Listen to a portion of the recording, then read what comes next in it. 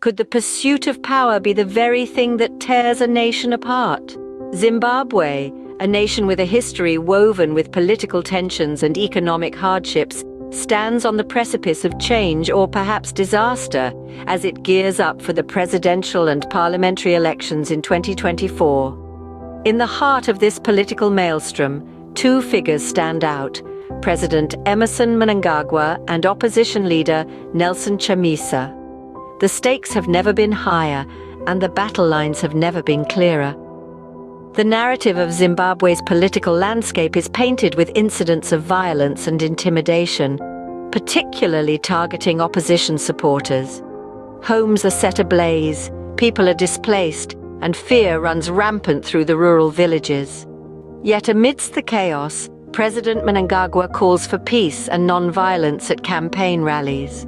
On the other side of the political divide, Nelson Chamisa, the opposition leader, is not standing idle. He has his own strategies, his own weapons.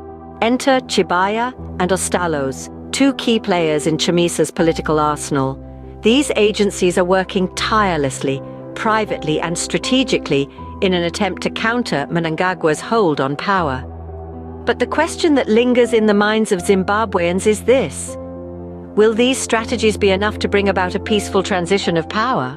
Or will they merely serve to exacerbate the existing tensions, leading to an escalation of violence during the election period?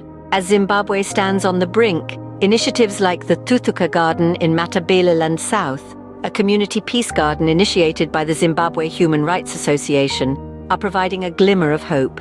These gardens offer a safe space for women to grow vegetables and discuss peace-building efforts. To summarize, Zimbabwe's upcoming election is a battlefield, with Mnangagwa and Chamisa as the main players.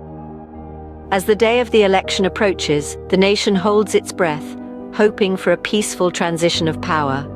The tension is palpable, the stakes are high, and everyone is watching closely to see how this political drama will unfold.